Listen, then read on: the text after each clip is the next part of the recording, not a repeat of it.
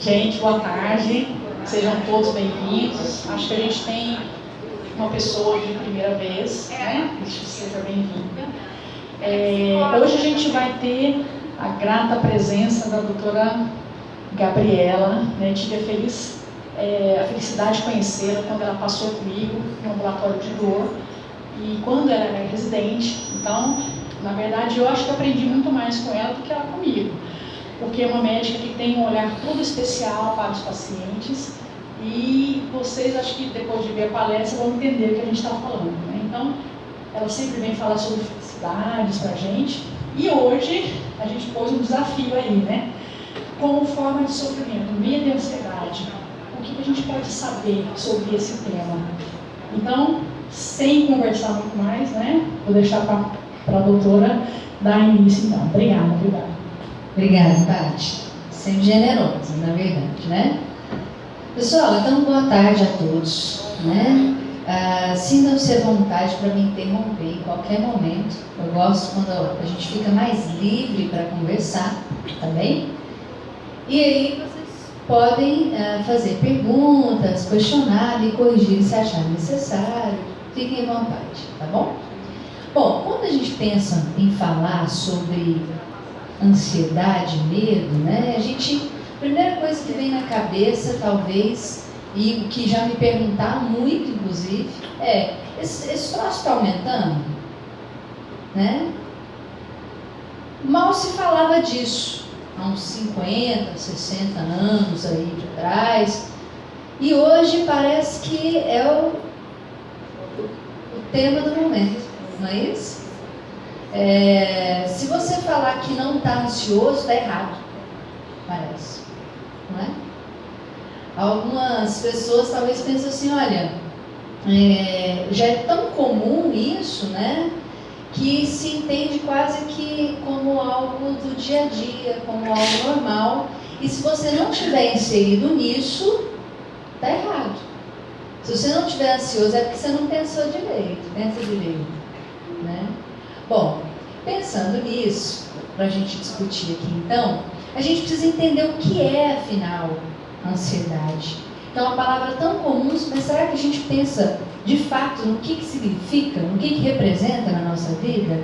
E medo, né? Também é algo comum e que faz parte do nosso cotidiano. Para a gente poder pensar nisso, eu trouxe antes de tudo, antes de qualquer discussão, um caso que eu atendi e que é muito comum, que chega no consultório e que talvez, se a gente começar a comentar aqui desse caso, alguns de vocês vão se identificar ou identificar alguém que esteja passando por algo semelhante. A Ana tem 42 anos, tem 2 filhos, tá? Casada há uns 15 anos, é do lar, então trabalha pra caramba, só não tem férias e 13º, tá bom? Mas trabalha pra caramba. E ela vem ao consultório com uma queixa principal: não consigo dormir. Eu deito na cama, já fiz tudo. Botei o menino para dormir, janta, arrumei isso, aquilo, arrumei as coisas de casa, até ajudei o marido a fazer não sei o quê, deito para dormir, era 10h30, 11 horas da noite, e eu vou dormir 3 horas da manhã, rolando de um lado, do outro. Eu penso uma coisa, penso em outra, penso outra. Até volta a parte no primeiro slide. É como se tivesse na minha cabeça um pequeno hamster fazendo exercícios, exercitando meu cérebro constantemente, e eu não consigo parar de pensar. Nem com martelada na cabeça. Eu estou extremamente cansada, estou fadigada, mas eu não consigo dormir. Faz sentido isso, gente? Era para a Ana dormir tranquila, não era? Trabalhou, fez tudo. Eu pergunto para a Ana assim: Ana, mas está acontecendo alguma coisa na sua vida? Você está passando por um processo aí, está brigada com o marido, né? Porque de repente briga com o marido, leva a briga para cá. O marido não vai para cá, mas a briga vai, né? O marido fica no sofá e a briga vai para a cama. Bom, não, tá tudo certo, tá tudo bem. Mas então, o que acontece? Eu fico pensando nas coisas que eu tenho que fazer amanhã, eu fico pensando que amanhã eu tenho horário, eu tenho médico, amanhã eu tenho que fazer não sei o que, eu não consigo dormir. Tem mais alguma coisa? Não, eu não consigo dormir. Então, isso é um caso que eu estou trazendo para vocês, relativamente simples, mas que acontece constantemente, tá ok? Eu não contei das outras coisas que a Ana tem, que a gente vai descobrir durante a nossa conversa aqui. Eu vou contando aos poucos o que mais a Ana tinha, além de insônia. Mas a insônia foi a pontinha do iceberg, que depois de uma semana sem dormir, aí ela não conseguiu. Ela precisou ir ao médico para entender o que estava acontecendo. Alguém aqui já ficou uma noite, tá? Se não quiser se expor, tudo bem. Mas quem já ficou uma noite sem dormir, levanta a mão, por favor. Meses. Bom, vocês que já ficaram uma noite sem dormir, como é que foi outro dia? Bacana, né? Produtivo, tranquilo, relaxante. Foi, né? O raciocínio estava limpinho, claro. Você pensava numa palavra, vinha na hora a palavra, assim, não era? Bom, quem dera se fosse assim, né? Uma noite sem dormir reduz a nossa capacidade em 70% de resolver problemas. Até o sol muda de cor pra gente. Pronto, né? Começa de fato a ter alterações fisiológicas que os seus sentidos ficam alterados. Isso de fato. Olha só, quando eu falo resolver problemas, eu estou dizendo qualquer problema, seja assim. Meu Deus, a roupa está na máquina, o sabão acabou, e agora? Ou, eu tenho um problemão aqui na minha mão, achei maconha na mochila do meu filho, o que eu faço? São problemas diferentes, graus diferentes, contextos diferentes, mas são problemas, concorda? Bom, nesse sentido, quando a gente passa uma noite, a Ana já estava 7 dias sem dormir direito, né? Um dia é isso, aí vocês multiplicam aí com uma somatória de dias e qual que é a sequela ou consequência que isso pode gerar para você no seu dia a dia. Irritabilidade, nível de frustração, fica bem baixinho a sua tolerabilidade, de repente o marido te falava uma coisinha assim, você tolerava, né? Mas de repente ele fala aquela mesma coisinha, você fala assim, não aguento mais a voz desse homem, né? E aí as coisas começam a tomar uma proporção que sai fora do nosso controle, ok? Nesse sentido, a gente começa então a aumentar os níveis de ansiedade. No caso da Ana, eu vou explicar para vocês, a insônia era secundária, ela veio depois, tá bom? Quando a gente foi entender a história da Ana, a Ana já estava com um transtorno de ansiedade há muito tempo. Já há mais de 6 meses que ela estava com um transtorno de ansiedade e que culminou com a insônia. Mas se ela de repente tivesse feito uma psicoterapia lá no início, tivesse feito outras questões, exercício físico, ampliado outras ações, e eu não estou nem falando de remédio, hein? Antes de chegar nesse processo da insônia, talvez ela não teria um problema grave, como ela começou a ter, diante da família, do quadro social que ela vivia, ok? Bom, nesse sentido, o que é ansiedade? Ansiedade é normal? É normal. Quer ver? Mas nós vamos ver que nível de ansiedade que é normal. Você quer fazer uma coisa que às vezes não está nem no seu nível. Isso. Mas olha só, vamos pensar junto aqui comigo. Quem aí lembra do primeiro romance? Hã? Ai, tem gente que já falou assim, nossa, né? Não pode nem falar isso, porque senão volta tanto aí que viaja, perde meia hora aqui da nossa conversa, né? Olha só, Lembra do seu primeiro romance? O seu primeiro paixonite, amorzinho, ou como hoje em dia, o seu primeiro crush, não é isso? Já estou sabendo esse esquema. Bom, quando você viu ele ou ela a primeira vez, e que vocês ficaram sozinhos, e que vocês foram dar as mãos pela primeira vez, coração dispara. A mão fica suada, não é isso? Aí você vai falar uma coisa, sai uma coisa nada a ver, você fica morrendo de vergonha depois, fala, meu Deus, ele está achando que eu tenho um probleminha mental, não é possível. E aí, até que a coisa acontece, até que a coisa vai, você já está todo derretido, está tremendo, pegou na mão, mas foi. Maquiagem já era, né? Já era nesse momento. Bom, você ficou ansioso ou ansiosa para encontrar essa primeira pessoa? Sim. Foi gostoso? Muita gente aí suspirou na hora que eu falei. Mas você ficou ansiosa e foi gostoso? Foi. Então você teve ansiedade e não foi desconfortável? Bom, então a ansiedade, ela faz parte da nossa vida. A pergunta é bom ou ruim? Depende. Agora está todo mundo respondendo que depende, né? Depende. Tem estudos que mostram, pessoal, que a ansiedade, ela aumenta a sua capacidade de vigilância. É ou não é? Se você está mais ansioso, você está passando por um beco escuro. Você fala, ixi, isso aqui está meio diferente.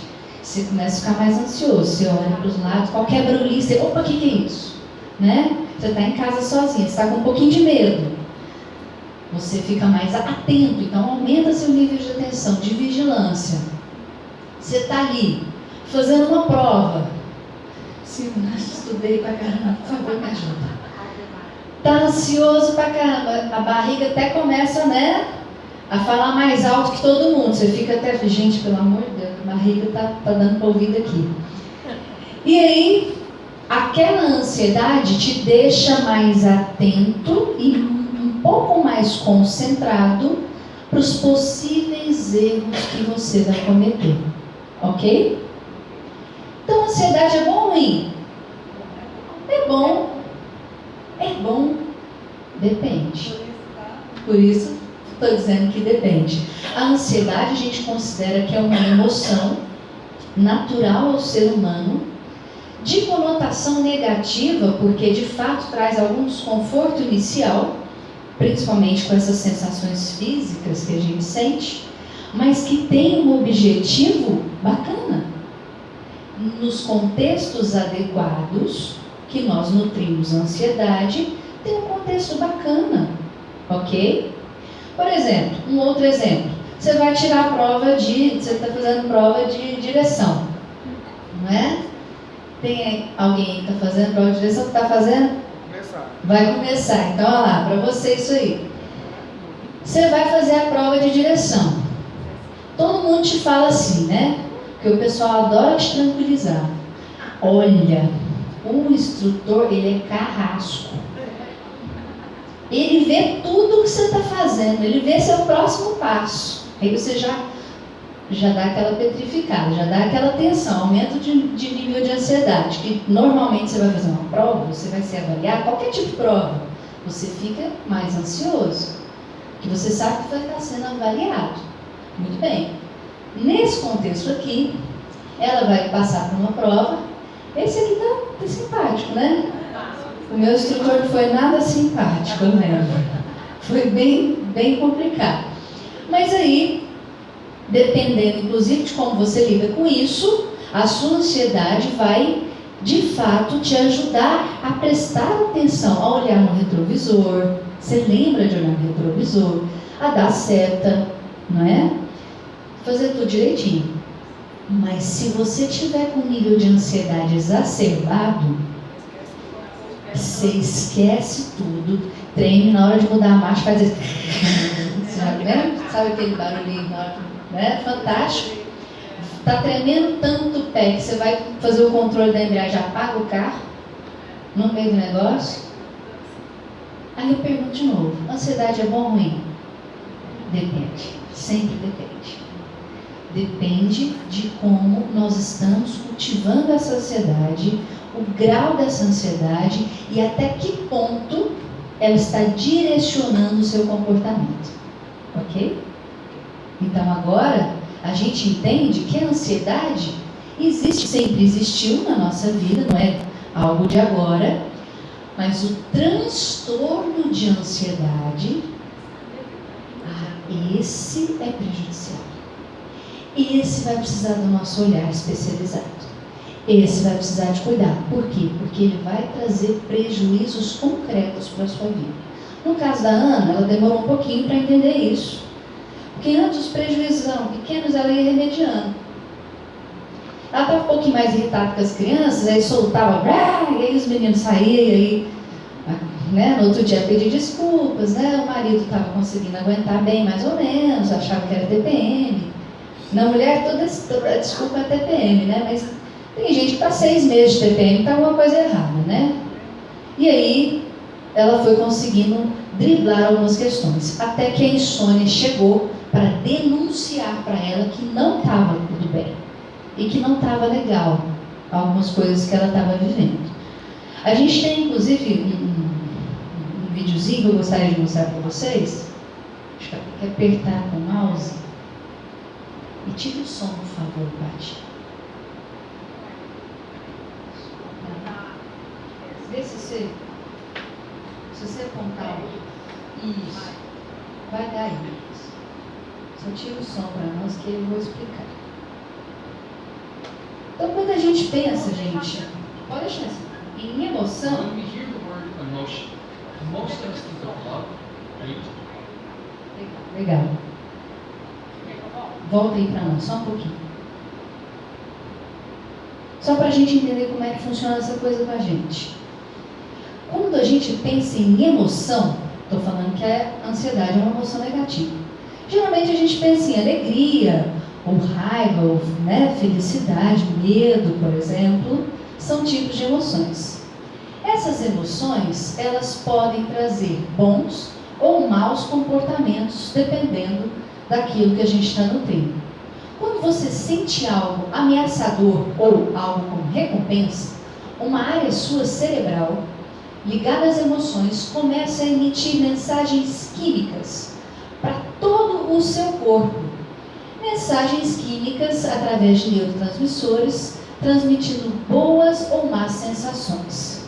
Quando a gente percebe algo ruim, o nosso corpo se prepara para uma reação de luta ou fuga, que a gente chama, liberando aí então adrenalina, cortisol no nosso corpo. Mas quando a gente percebe que algo vai vir de maneira positiva, o nosso corpo libera serotonina, ocitocina, endorfina, trazendo a sensação de bem-estar. Quando isso acontece, o nosso cérebro ele é sequestrado pelas nossas emoções. E aí a parte pensante fica um pouco deficitária, tá ok?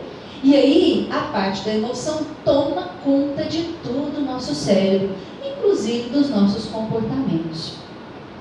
Quando a gente está numa situação em que o nosso cérebro interpreta que aquilo vai ser algo ruim, ameaçador, frustrante, humilhante de uma certa forma, ele pode reagir com todos aqueles mensageiros químicos, mesmo que não esteja acontecendo nada disso. Por isso, saber disso ajuda a gente a controlar melhor aquilo que a gente quer fazer com essas mensagens. O que esse videozinho vem contar para nós? Quando nós estamos tendo a nossa vida, certo? As experiências que a gente tem, nós acabamos ficando com uma memória emocional das coisas, ok? Vamos imaginar, e aí eu vou pegar o exemplo até que o vídeo deu, de que quando eu estava lá com os meus 16 anos, eu fui fazer uma apresentação do segundo colegial, e alguém lá no fundo lá da sala, na hora que eu comecei a apresentar, eu estava um pouco nervosa, tremendo um pouco o papel, e alguém, sua vara verde, né? Porque o pessoal adora, né, incentivar quem está ali se expondo, né? aí, naquele momento, eu já estava com vergonha, já estava difícil para mim, e percebi que a plateia estava um pouco hostil, esperando, vamos ver o que ela vai falar, porque dependendo do que ela falar, nós vamos cair em cima, né?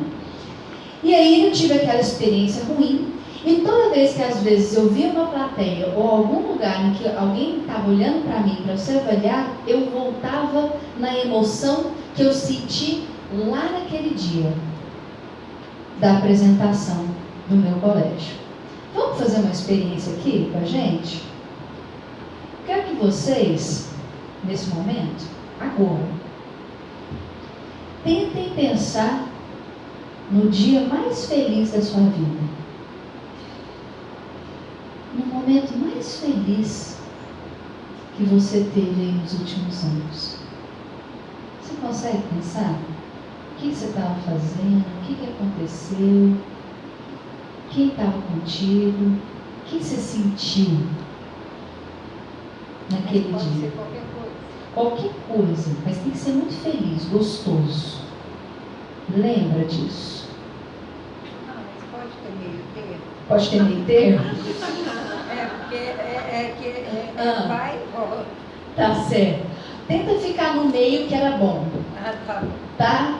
Quando você for pro meio que é ruim, tenta voltar pro meio que é bom. Quando a gente lembra disso, muitas vezes vem a emoção. Eu olhei para a carinha de cada um aqui. Quando eu falei, tem uns que fizeram assim, ó. Eu quase senti o que você estava sentindo aí. Eu nem sei o que aconteceu nesse dia seu. Quando a gente lembra, a gente toca, a gente acessa isso, é quase se a gente estivesse vivendo de novo aquilo. E aí o nosso cérebro faz um link automático com aquilo e começa a descarregar em nós todas as sensações que você teve naquele dia. Eu nem me atrevo a lembrar o pior dia da sua vida aí, porque eu não quero ninguém chorando aqui, ou ninguém mal com isso. Mas essas emoções são muito importantes, porque as emoções, elas nos movem. E é isso que significa emoção, emovere, de movimentar. Muitas vezes o que nos faz agir é a sua parte emocional, e não a sua parte intelectual. Se fosse só pela parte intelectual, a gente meteria muito menos os pés pelas mãos do que a gente faz na vida. E é por tomar decisões muitas vezes pautadas na sua parte emocional é que às vezes a gente lasca com muitas coisas. Porque a nossa parte emocional não necessariamente é equilibrada e está estável diariamente, tá ok? Baseado nisso, como então pegar essa ansiedade, que é uma emoção importante, apesar de negativa, e transformar isso a nosso favor? Como pegar todo esse esquema e não deixar transformar isso num transtorno de ansiedade, tá bom? Inclusive, tem um gráficozinho que eu gosto muito, que é o que o Ertz Dodson Law aqui, que ele mostra exatamente isso. Ele fez vários estudos estudando performance, tá bom? O que você, em termos eficazes, consegue atingir em determinada ação. Então, a sua performance. Esse aqui é o nível de ansiedade, tá bom? Quando o seu nível de ansiedade está baixo, olha aqui sua performance, também é baixa, ok? Vai subindo um pouquinho a sua ansiedade, vai aumentando o nível de atenção, de interesse, olha só, até chegar aqui no ótimo, na fase máxima da sua performance, você tem um nível bom de ansiedade. A partir desse momento aqui, que isso é variável para cada indivíduo, tá bom? Justamente porque depende das vivências que você teve na vida, certo? Você começa a perder performance. E por quê? Porque a ansiedade vai aumentando, aí aquele nível de atenção e concentração que eu disse no início que aumenta, uma boa ansiedade, começa a cair. E cai muito, gente. Eu tenho pacientes aí estudando para cursinho, principalmente para medicina, que às vezes tem uma pressão grande aí, mas eu não estou conseguindo ler. Eu estou ficando desesperado, porque eu não estou conseguindo ler, mas o que está acontecendo? Se você lia bem, se fazia as coisas bem, agora não está fazendo, o que está acontecendo? Eu acho que eu tenho TDAH. Já sei, eu recebo isso direto. Déficit de atenção e hiperatividade. Eu acho que mas agora, assim, do nada, sempre concentrou bem, sempre foi super legal, as notas bacanas, e agora você tem TDAH? Agora você tem déficit de atenção? Não, provavelmente seu déficit de atenção e concentração é secundário a um transtorno ansioso que começou agora. E aí, a gente começa a tratar a ansiedade e volta para isso aqui. Ok? Então, nós temos que entender que a ansiedade ela é natural, necessária e boa até certo ponto na nossa vida.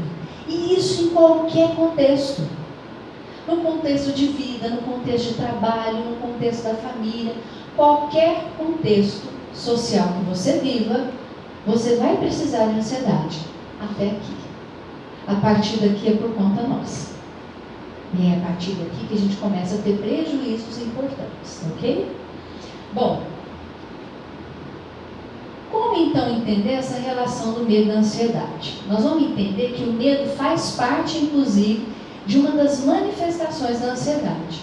Não é à toa que aí nós vamos dividir a ansiedade em algumas manifestações, só para a gente entender o que de fato é ansiedade. Eu costumo dar um exemplo, quando a gente está conversando sobre isso, antes da gente entender como é que a gente vai identificar isso em nós, que é o seguinte: quem tem transtorno de ansiedade, imagina o seguinte, eu tenho uma formiguinha andando aqui pela parede e ela está vindo na minha direção.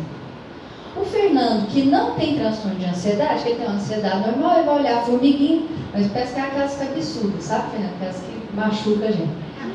Vem a cabeçuda pra cá e vai falar assim: gente, tá baixo, tá longe, qualquer coisa dá um peteleco nela, né? Ela vai seguir a vida dela em outro lugar.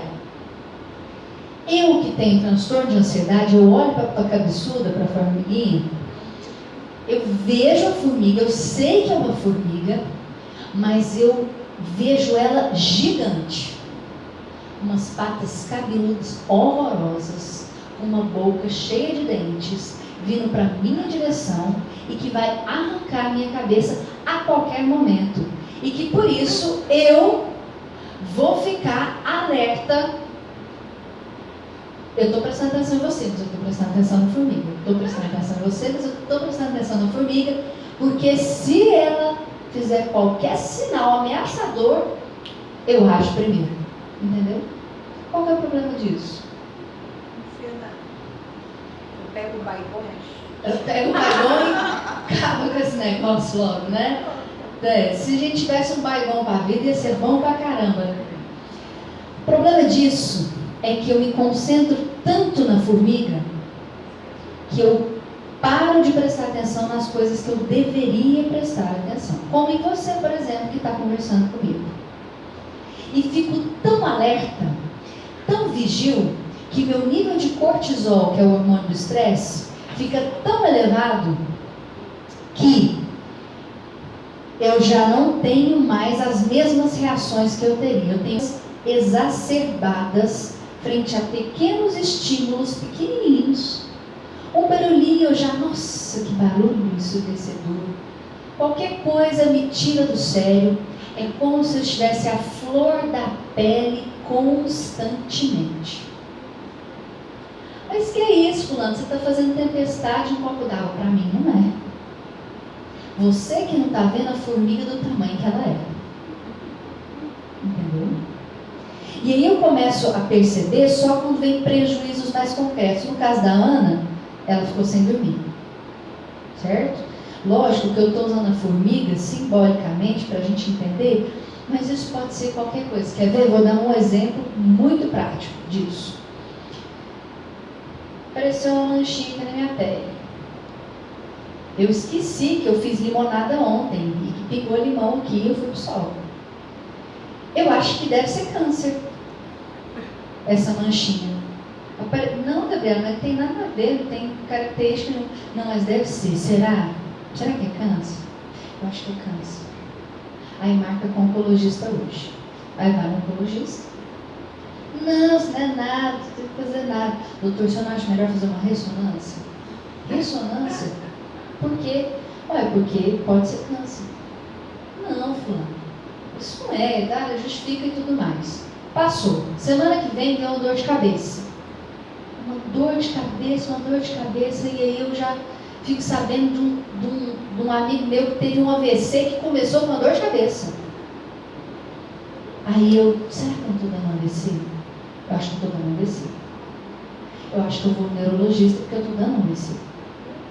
Aí ele vai no neurologista. Eu, às vezes, para ele chegar em mim, eu sou psiquiatra, para ele chegar em mim, ele já foi em 10 médicos de especialidades diferentes. Para ele entender que o que ele tem não é câncer, não é AVC, não é nada disso, se chama transtorno de ansiedade.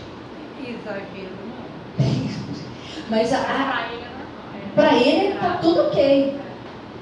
Ele só está sendo cauteloso. Ok? Só que nisso ele já perdeu um monte de dias de trabalho.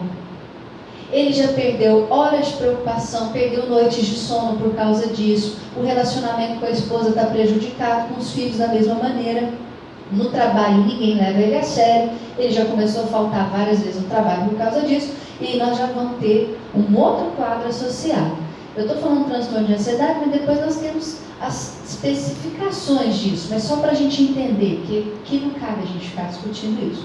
Mas o que leva ele a ter uma busca excessiva, de repente, por cuidados médicos desnecessários, é o transtorno de ansiedade. E o transtorno de ansiedade é uma desproporção da realidade. Quando você fala que não é exagero, uai, a minha formiguinha lá tá... É formiga, eu sei que é formiga, eu não estou psicótica, não estou saindo da realidade. Mas é uma desproporção da minha reação frente à formiga. Ok? Mas você sabe que você tem alguma coisa para combater ela, né? O barrão. Antes dela te pegar. Você tem alguma coisa para acabar com ela antes dela te pegar. E eu vou me preparar com todas as armas para isso. Inclusive em relação às pessoas. Eu fico tão ansioso que eu chego aqui no dia do trabalho, eu trabalho com o Fernando. Eu vou chegar lá no trabalho e eu fico tão ansioso, estou tão nervoso, tão irritado, que o Fernando vai me falar bom dia. Eu falo bom dia. Hã? Bom dia para quê? Bom dia para você. Né? Para mim não. E aí eu já começo a prejudicar os meus vínculos. Sempre taciturno às vezes. E aí as pessoas não entendem, né, o que está acontecendo com aquela pessoa. Aí entende, ele é assim mesmo, fulano é assim mesmo, né? Não dormiu bem à noite, deixa. Exagerado, não leva a sério o que ele está falando. O que ela está falando? Ai, minha mãe pega meu pé demais. Então, às vezes nós não entendemos a dimensão do que significa o transtorno de ansiedade na vida de uma pessoa, tá? E quando chega a níveis muito graves, a gente vai perceber que ela não costuma ter só transtorno de ansiedade. Ele começa a ter comorbidades, começa a ter quadros associados àquele transtorno de ansiedade. É muito comum, para vocês terem uma ideia, quem está com depressão, 70% dos pacientes têm transtorno de ansiedade vinculado à depressão. Você fala, mas ele tem depressão ou tem ansiedade? Tem os dois. Geralmente vai ter os dois. Uma coisa puxa a outra, tá ok? O paciente às vezes fica tão ansioso que ele começa a ter tanto prejuízo na vida que ele começa a ficar rebaixado no humor, entristecido, sem energia, sem vontade para fazer as coisas, sem prazer de viver. Porque aquilo é tão desprazeroso. Gente, isso que eu estou falando de transtorno de ansiedade é desconfortável pra caramba. A pessoa não quer sentir assim. E de fato, ela não quer sentir isso. Ela não quer ter que pensando o tempo inteiro. É pensar o tempo inteiro. Você não conseguir. Porque se eu estou chateada com ele, eu me distancio. Falar, não quero papo com você não. Se você está chateado com você mesmo, distanciar de você mesmo é um desafio muito grande, né? Só com muita meditação a gente vai conseguir isso. Então, dentro disso, como identificar que eu tenho, então, além de uma ansiedade normal, e aí é isso que eu trago aqui hoje pra gente, um transtorno de ansiedade, algo que já sai fora dos padrões comuns. Pode olhar. Nós temos então algumas manifestações, eu trouxe aqui, separei algumas. Emocionais, tá? Desprazer, sensação subjetiva de desconforto. Tá tudo bem na minha vida, mas eu não tô bem, eu não tô legal, não tô conseguindo aproveitar esse momento. E aí entra medo de morrer, tá? Medo de morrer. Lógico, se eu recebi um diagnóstico difícil, agora, eu tive um paciente que ele infartou e depois do infarto ele teve muitas limitações, sabe? Ele não podia trabalhar, ele não podia pegar peso, mudou a vida dele por completo. Depois que ele infartou, foi um infarto grave. E aí, ele realmente começou a ficar ansioso. Como é que é esse futuro? Se ele morresse, como é que os filhos vão ficar?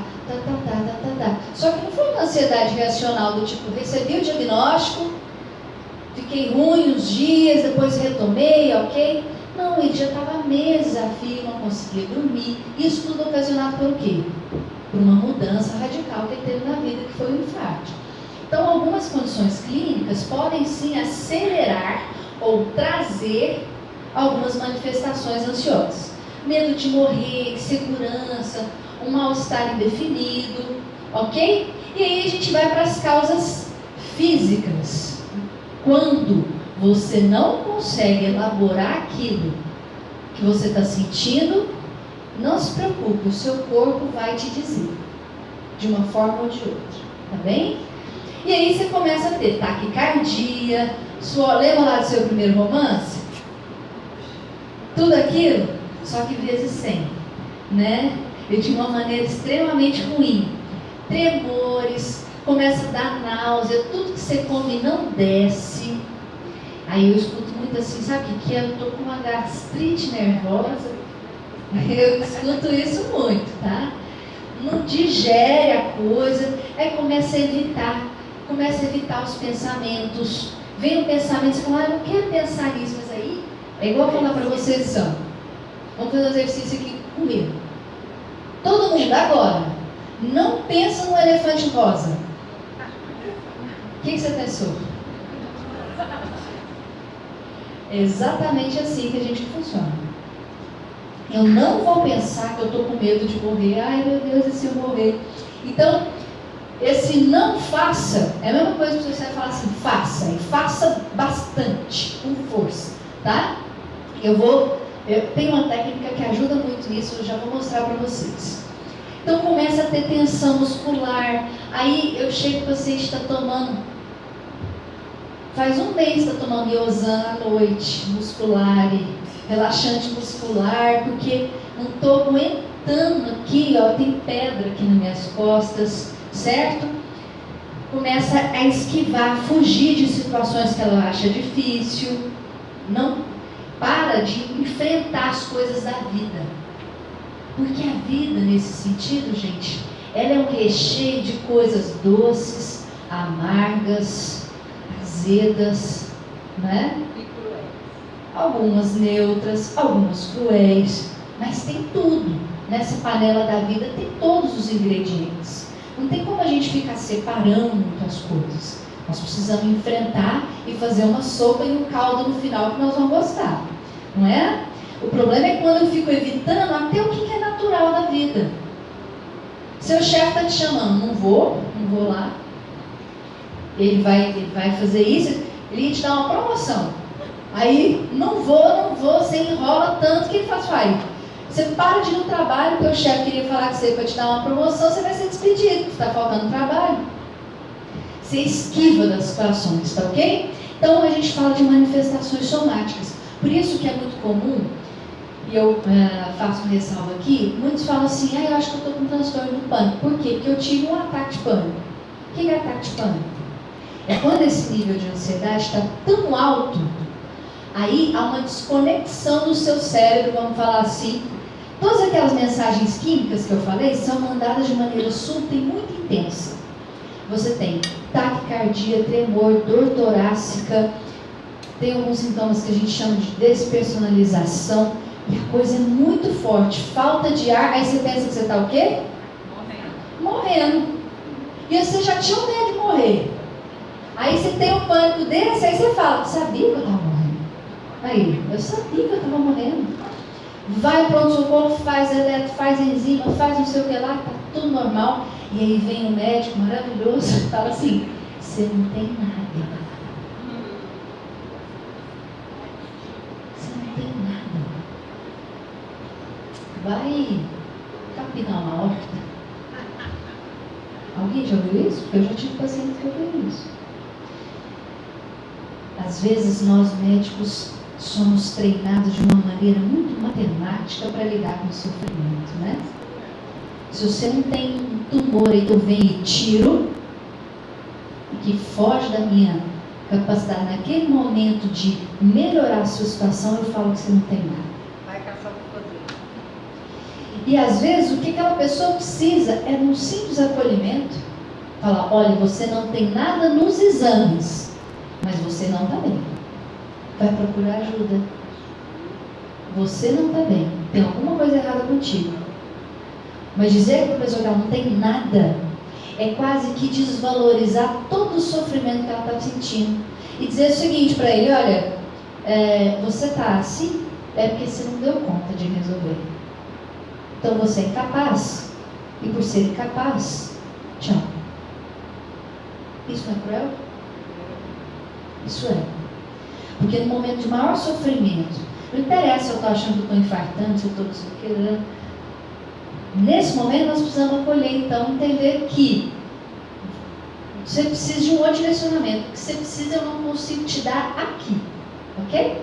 Tá bom? Então, essa é uma ressalva que eu faço aqui na nossa discussão. E aí os ataques de pânico, eles podem estar presentes em qualquer situação, tá, gente?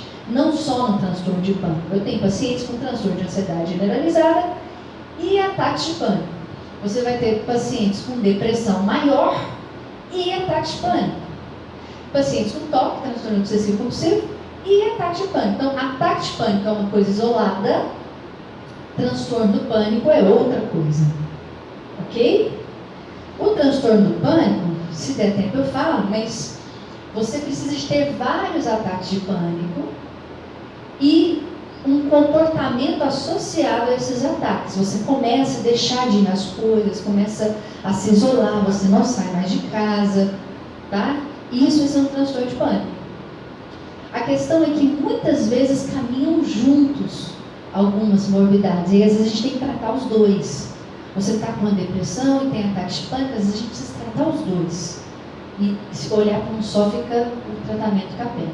Tá ok? Mas são manifestações físicas. Quais manifestações que eu tenho comportamentais? Bom, a gente começa a esquivar, sair de situações que a gente acha difícil. Eu estou esquivando, inclusive, da câmera aqui. Você começa a ter ritual compulsivo. Por exemplo, você começa a criar algo na sua cabeça que de alguma maneira te alivia aquela ansiedade. Tá ok? Então, tem gente que fala assim, quando eu estou muito ansiosa, vê se você se enxerga nisso, hein?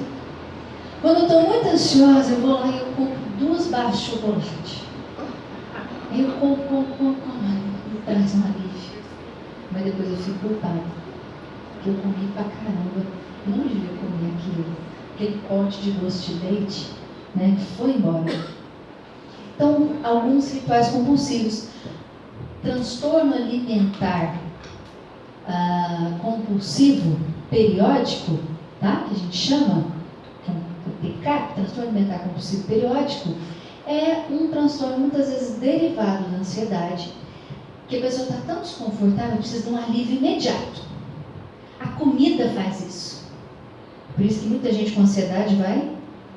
A comida, ela vem, alivia imediatamente aquele desconforto que você está sentindo, aquela angústia que você está sentindo. Qual que é o problema disso? Aquele alívio dura segundos. Faz o teste para você ver se contar. E aí depois vem culpa, aumenta a sua angústia. E o que você faz para melhorar a angústia? Você come de novo. Mas também pode ficar sem vontade de comer, né? Pode acontecer, as duas coisas. tanto de emagrecimento quanto ganho ponderal excessivo, de ganho de peso, ganho ou perda, tá? Por isso que nós temos que, cada caso nós temos que avaliar, porque cada indivíduo é uma complexidade imensa, né? Porque senão, a transtorno como é que trata? Assim, dá uma receitinha de bolo, né? Mas a gente não se encaixa nisso, porque cada um de nós é um universo separado, ok? Então, inquietação motora, insônia, é isso que muitas vezes leva ao médico. E o que é o problema? Por exemplo, num postinho de saúde que a gente vê, são muitos pacientes, o médico às vezes tem que atender bastante, né? E aí chega a pessoa e fala, mas tá com insônia, e o que vai fazer? Dá lá um chequinho azul, não é? Dá umas gotinhas, é um remédio, e a pessoa passa anos mascarando um transtorno de ansiedade e outros transtornos comórbidos, porque ele toma algum sedativo à noite, certo? Que mascara, que alivia momentaneamente, mas que depois pode trazer outros problemas no futuro. Não estou questionando os colegas médicos, eu estou dizendo que o sistema não nos ampara a acolher bem como deve ser acolhida essa pessoa que chega. Para você fazer uma anamnese adequada, saber o que está acontecendo com essa pessoa. E sobressaltos dos mais variados. Tá ok? Então essas são as manifestações de um transtorno de ansiedade. Quais são fatores de risco? Genético é muito importante. Se você tem alguém na sua família com transtorno de ansiedade, a sua chance aumenta em muito mais de 50% de você ter um transtorno de ansiedade. Seja ele qual for. Existem vários transtornos de ansiedade, então seja qual for, tá ok? Então se você tem inclusive alguém na sua família com transtorno de ansiedade, esse SAD aqui é sigla para fobia social em inglês, tá? Que é Social Anxiety Disorder, mas isso não interessa para nós, só peguei por causa dos desenhos que eu gostei. Se você observa alguém na sua família próximo de você com transtorno de ansiedade, há um aprendizado comportamental. E às vezes você entende que se você não for daquele jeito, ou não agir daquele jeito, está errado, é isso que eu estou dizendo. Mas minha mãe, eu lembro da minha mãe, isso é de verdade, peço licença, mãe, para contar essa história sua, mas ela perdia a carteira 1 segundo, de vista, só de vista, uma carteira que ela tinha, que ela gostava muito. Cadê minha carteira? Cadê minha carteira? Minha carteira? Nossa, minha vida está naquela carteira, não sei o que. Eu lembro que assim, ela fazia a gente revirar a casa por causa dessa carteira e tudo. E esses dias eu peguei minha irmã, cadê minha carteira? Eu falei, não, Marcela, ó, a gente observa e filtra, vamos filtrar o que você quer, né? Copiar ou não. Bom, se você tem um evento traumático precoce, isso influencia a desenvolver um transtorno de ansiedade. O estilo parental, como você foi criado, né? Tinha um filme de Jimmy Bolha, vocês lembram desse filme? O menino era criado em uma bolha, né? O famoso filho de vó, né? Toma aqui, filho, toma assim. Nunca enfrentou dificuldade na vida. Toma isso, toma aqui, aquele leitinho está aqui, né? Ele começou a pensar no que ele quer, está ali. Uma super proteção, não é que os avós fazem. E vó é para fazer isso mesmo, né? Mãe e pai não vão fazer. A noite ele fala assim, vovó, eu estou morrendo de vontade daquela pipoca com brigadeiro. Ah, mas você vira um brigadeiro na hora, né? Vira um brigadeiro. E aí, bom, então dependendo do estilo parental, por isso que intervenções na família são muito importantes quando você tem criança e adolescente com ansiedade, tá? Eu falei do Jimmy Bolha, um nível de isolamento importante, sem contato com diferenças, com outras pessoas, isso aumenta o fator de risco.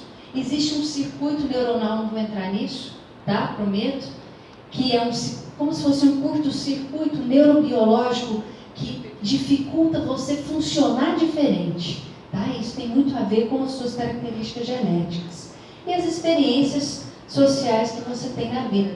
Tudo isso são fatores de risco para você desenvolver o transtorno de ansiedade, tá? Algumas doenças médicas, substâncias, quem fuma muito, às vezes procura o cigarro para aliviar a ansiedade, mas ao mesmo tempo, a nicotina dá um rebote de aumentar a ansiedade depois. Cafeína, efedrina, algumas outras drogas alguns até benzodiazepínicos. Quando vai acabando a ação do benzodiazepínico, é um tipo de medicação, clonazepam, diazepam, prazolam, PAN, vários PANs. Só tá brincando. Quando o PAN vai acabando o efeito, dá um rebote importante. Opioides, a parte do domínio da parte aí, né? De outros colegas, algumas doenças, não vou entrar em detalhes, tá, pessoal? Mas só para vocês saberem que doenças, algumas doenças médicas, podem causar sintomas que mimetizam, parece muito transtorno de ansiedade. Obviamente, se você está tratando alguém, está com falta de ar, está isso, está aquilo, mas você tem um ecocardiograma baixíssimo, ele tem chagas, provavelmente ele não tem ansiedade, ele tem insuficiência cardíaca, vai tratar com o cardiologista, né? Comigo não, tá bom? E aí algumas outras medicações. Isso é só para a gente saber que o transtorno de ansiedade tem que ser visto por um médico, até mesmo para excluir essas outras causas que dificultam o tratamento. Essa segunda palavrinha, Oi? eu queria saber o que significa essa segunda palavrinha, Cushing. É uma síndrome metabólica endócrina, tá? Toda uma doença que nós não vamos entrar aqui, mas que traz sintomas ansiosos importantes, tá bom? Pessoal, e aí só para a gente poder já caminhando para o nosso encerramento, isso aqui é uma ilustração. Eu trouxe, mas obviamente não vai dar tempo, para vocês entenderem que existem tipos de transtornos de ansiedade diferentes e que cada um desses tipos vai ter um olhar um pouquinho diferenciado para o tratamento. Em psicoterapia, psicólogo aqui, por favor? Você? Qual é seu nome? Cristina. Então, Cristina, às vezes ela vai olhar para a fobia social de um jeito, transtorno de ansiedade, ela vai fazer intervenções diferenciadas a nível psicoterápico, tá? Algumas medicações são mais indicadas para cada caso. Então, por isso que a gente tem subtipos diferentes. TAG é transtorno de ansiedade generalizado, fobia social, fobia específica, transtorno do pânico, estresse agudo e estresse pós-traumático. São exemplos, só para a gente saber. Esse pós-traumático é o que a gente passou no passado ou é o que a gente está vivendo? Não precisa ser um passado, muito passado, tá? A partir de 2 meses, 3 meses do evento, do episódio estressante, você já pode desenvolver um TEPT, que a gente chama, né? Que é transtorno de estresse pós-traumático. E quando você não consegue, quando você tem, por exemplo, um problema e você não consegue retirar aquilo da sua mente nem da sua vida? Isso. Mas aí a gente ele é precisa... passado, muito passado. Muito passado. Eu lido muito com muitos pacientes que, por exemplo, sofreram abusos, de repente, na infância ou na adolescência, sofreram violências de diversos tipos e que desenvolveram depois um transtorno de estresse pós-traumático. O tratamento é complexo, é difícil, mas tem sim cuidado.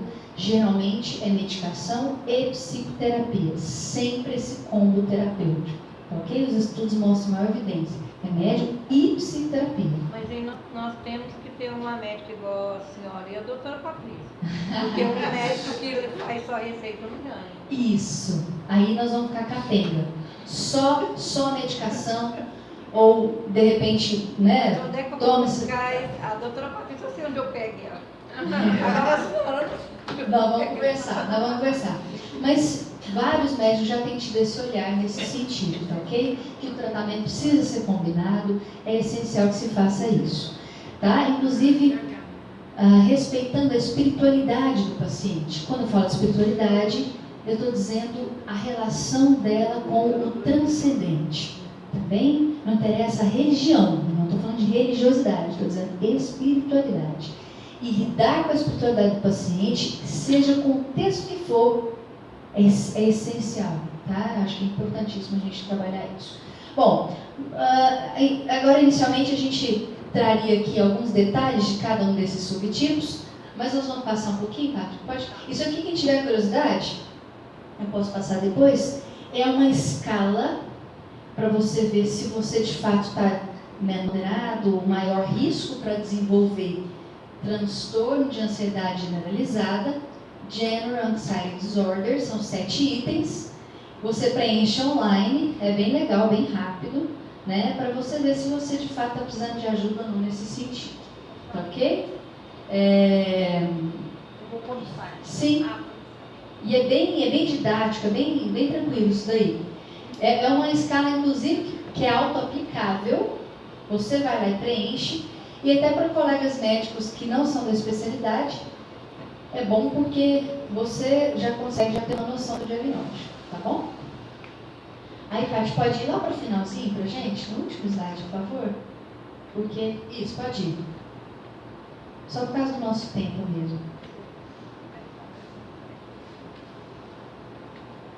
Enquanto você está chegando lá, eu vou só fazer um fechamento.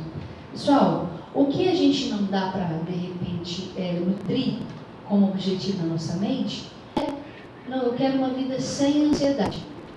Não, bom, você deita, toma um sedativo bem cortando na veia, viu? Porque via oral vai passar muito rápido. Mais um. Aí, pronto. Porque você não vai conseguir isso. Estou brincando, você tomar um negócio na veia, mas a gente não medica a vida. Medicar a vida é um erro nosso. Se você está medicando a vida de alguém, né, a gente está se equivocando bastante, né, no que você está tratando. Por isso que nós temos que identificar bem se há um transtorno, se há indicação de tratamento, se há qual tipo de tratamento, para a gente poder, de fato, averiguar a necessidade disso. Rapidamente, o paciente uma vez me procurou, o sonho dele era divorciar da esposa. O sonho dele era esse. E finalmente a coisa aconteceu. Só que a esposa pediu o divórcio. Ele foi pro chão. Ele se acabou. Porque ele sonhava o jeito que ele ia fazer, o que ele ia fazer, como que ia acontecer, e a esposa chegou e falou assim, não quero mais. Ele falou, o quê? Anos que ele estava nutrindo aquele sonho. Bom, resultado, ele desenvolveu, e alguém com um cargo importante em Brasília, ele não é daqui, tanto que ele saiu da cidade, veio para cá. Eu postei na primeira semana que a esposa tinha pedido divórcio. Ele falou, eu estou assim, assada, me dá um remédio para tirar isso de mim. Eu falei, ó, não existe esse remédio. E nós não vamos medicar isso. Porque ele queria o quê? Medicar a vida. Medicar a frustração, ou a incapacidade que ele teve de lidar com aquela situação na vida que ele não estava contando, né? E aí a gente tem que, de fato, ver o que está acontecendo na vida de cada um para a gente ver até onde a gente pode ir. E até onde aquela pessoa quer ir. Talvez o mais importante. Ok? Bom, eu sei que a gente tem muita coisa mais para discutir, mas esse grego da ansiedade já dizia o seguinte, esse filósofo grego da antiguidade dizia o seguinte, com um pedaço de pão comido em paz, é melhor do que um banquete comido com ansiedade. Muito obrigada pela paciência de vocês, estou à disposição.